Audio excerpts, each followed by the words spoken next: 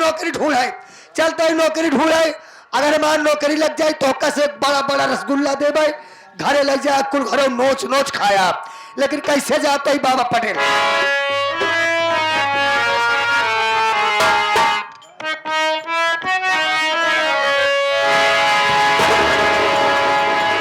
कैसे जाते हो,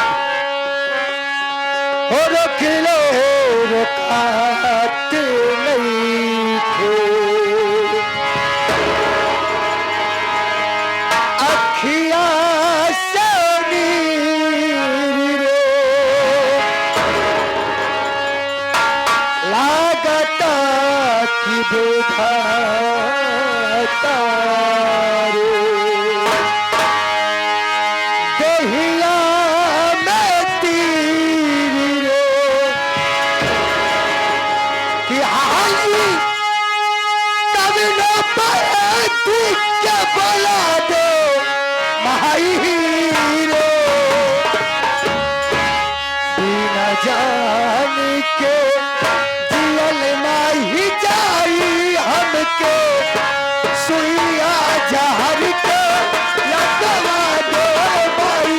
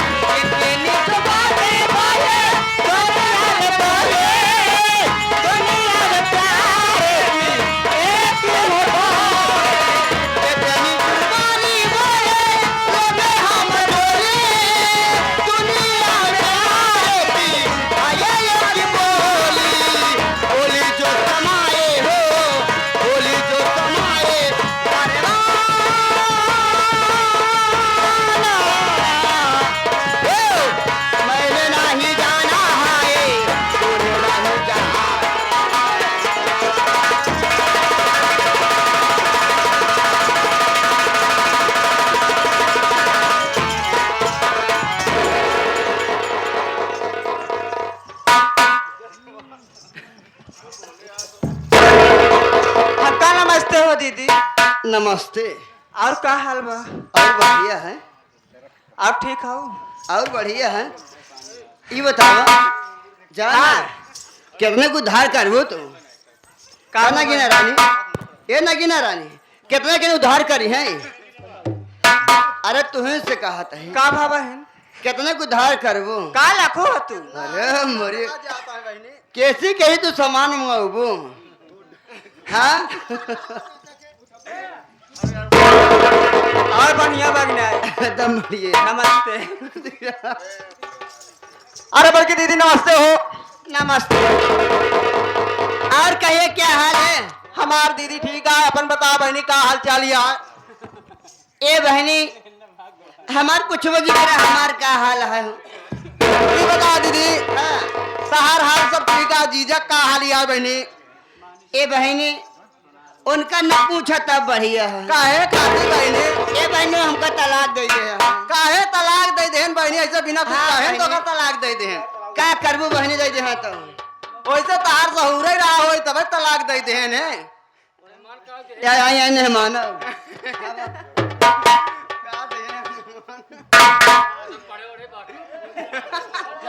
ए दीदी पर ए दीदी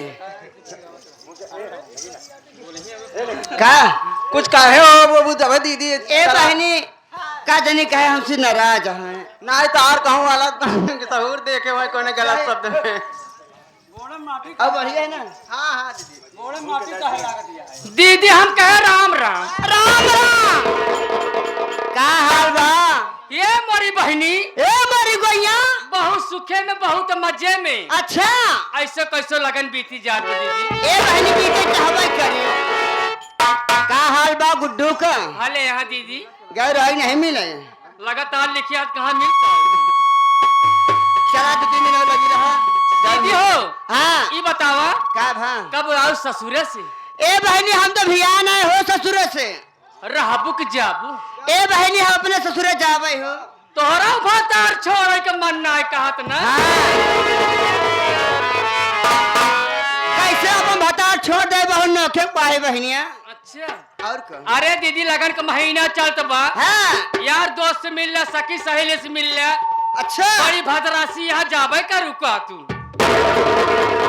सही बात बता भद्रासी है। ये बतावा यार दोस्त का दे भैया बाबू का दे मायू बहने तू लोग का देबू हमका। आपन प्राणी बना है दुनिया बना है। आपन प्राणी बिगड़ गए दुनिया बिगड़ गई जान ला। सुना कहा गुड्डू का कहत यहाँ है। कहाँ है गुड्डू। यहाँ बैठा है। अच्छा डुप्लीकेट गुड्डू है का। ये दीदी हाँ परसों तो कर अभी वो पूछत रहा रे। काहे बरे। अरे हाँ ते बियाह कैले तो नगिनरा ने फोन नंबर दे हम करा दिन परेशान करे। का करी ओकरे आदत से हम गए उबियाए। ओकरे आदत से गए उबियाए हम ओकरे चाल से गए उबियाए। हम के नगिनाए तो हर नंबरवा हमका याद रहन है। हमके हे रवि हमारे एक बात सुनो कहन का। हमके नगिना रही नंबर रखे लिख लिया कुछ दिन हुई तो बात करा हाँ कह ठीक है। दीदी हो हाँ। सारी बात छोड़ा। अच्छा। ये बतावा हाँ। आज इतना सब बात के सलाह सिंगार करके आज इतना सब बात के सलाह सिंगार करके हाँ। आंखों में गजरा लगा के अच्छा ओठों पे लाली लगा के हाँ। ये बताओ आज बिजली कहाँ। ए दीदी मैं बल्लीपुर बक्सर चल के आ रही हूँ। अरे बाबा बल्लीपुर बक्सर चल के मैं आ रही हूँ। जात कहाँ बाटू। ए बहनी जाते कलुआपुर गांव में। का कर रहे।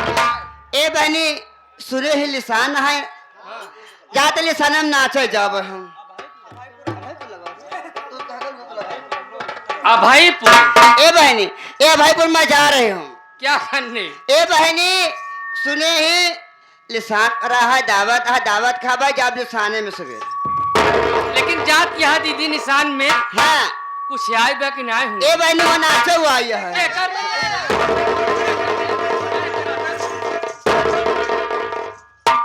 क्या कराए दीदी। ए बहने हमारे माने जाने बहुत माने जाने हमारे राजू मास्टर और हमारे नंबूला डांसर और उस पार्टी के हमारे मुकेश डांसर। हाँ जो चले वाली आएगी बहुत जल्दी। और हमारे नगीना रानी हाँ। और इस पार्टी के हमारे मैनेजर पेंटर खनायक मन की पार्टी देखने चल। जात क्या नौटंकी देख है हाँ लेकिन दीदी अकेले न जाबू का कहीं मैं अकेले न जावे। ऐसे सबसे निकल सबको न लिया चलबू कहाँ यहाँ के लिया चले ए बहनी हम बहुत चला बो कहाँ तो का लोग लिए जहाँ हो जो मन से भी हेरेगा चल बो तुम्हारा आगे बहुत खराब है। लेकिन ऐसा ना दीदी कैसे कहा चला काफी रास्ता कट जाए और दिल ना लगई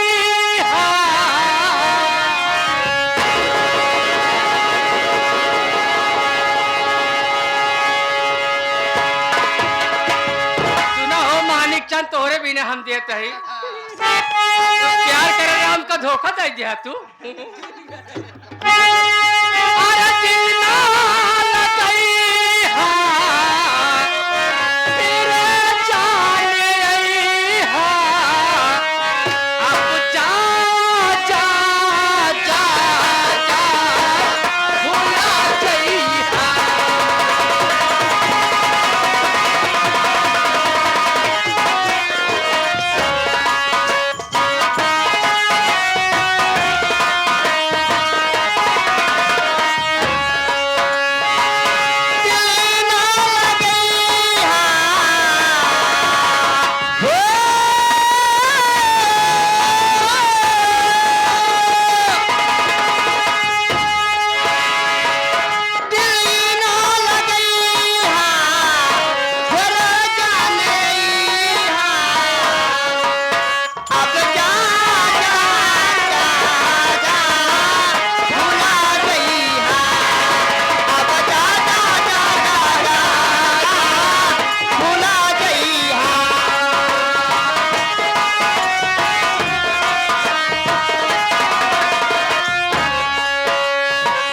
तोरा बिना दुनिया बिरान लागे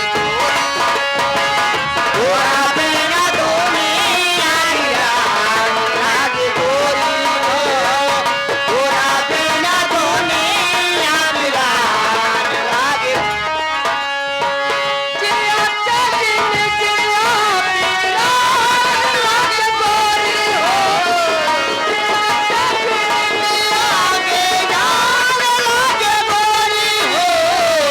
तोरा बिना दुनिया बिरान लागे गोरी तोरा बिना दुनिया बिरान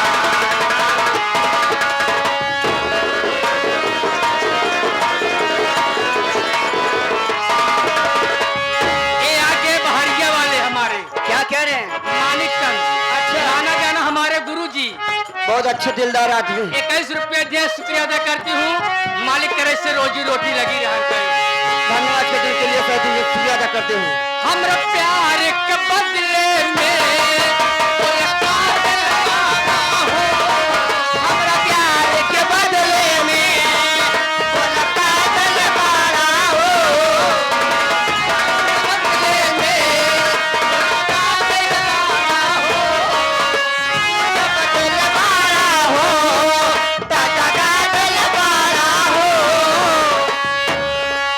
तू जब दिल बारा हो दिल बारा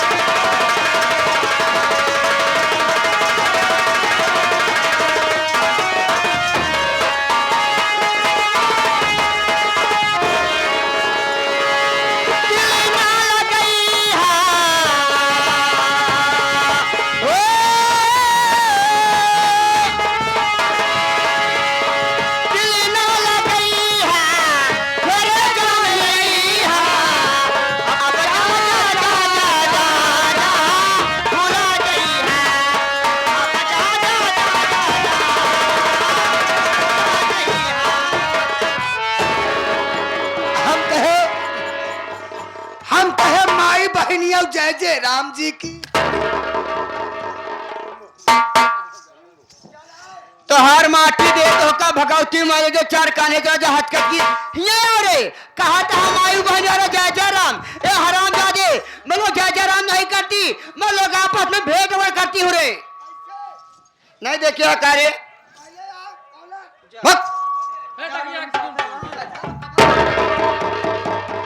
तो हर माटी दे कहा था ये दीदी कहा था या ओलर करे बहुत मार चाहोगे हराम जादे कैसे करी थी अच्छा देखे क्या था कहा ये ना गिना रानी आकर दिखाई दे तो आ बता कि आई हम अरे आओ दिखाई दे रे हाँ आओ दिखाई दे देख धाम मारे जा भैया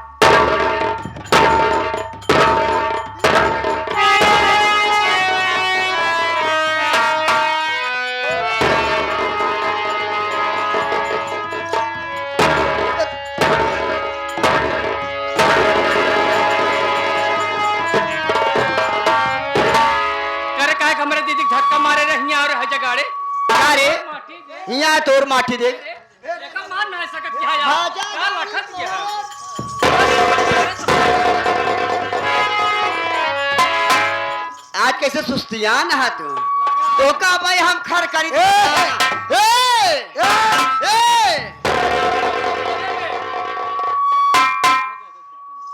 एक बात ये बता का रे तुम चारों एक महिला होके हम चारों एक महिला होकर हराम जादे बदतमीज तुम चारों एक महिला होके एक मर्द के ऊपर अच्छा एक मर्द के ऊपर हाथा छोड़ दिया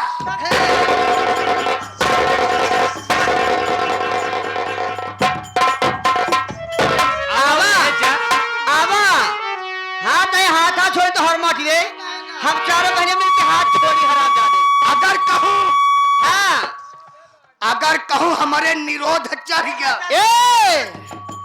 क्रोध हराम जादे क्रोध चढ़ गया तुम्हारे अगर चढ़ गया तो क्या करोगे तुम तो हर चारों जनी के हाँ तो हर चारों जनी की ही पिंडा पार दे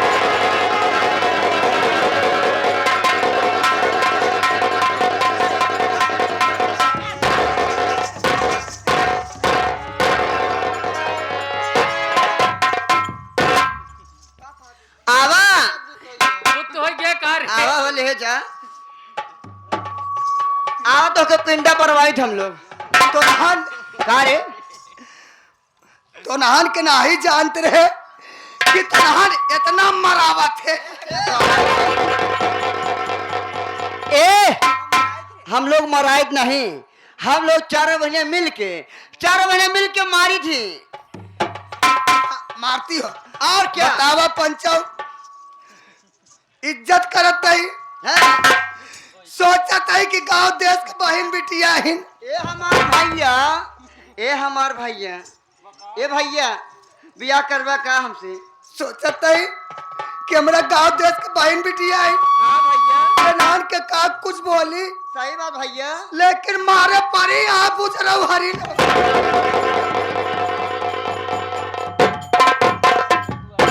का रे एकदम भैया बनाता है हमका लोग अपन बहन बनवाता है अगर ये तो हराम से हराम हाँ का रे यहाँ हाँ तो नहन कैसे मारे रे का भारे कैसे मारे हाँ तो नहन के मराई पे हमारा कंडोम गिर गया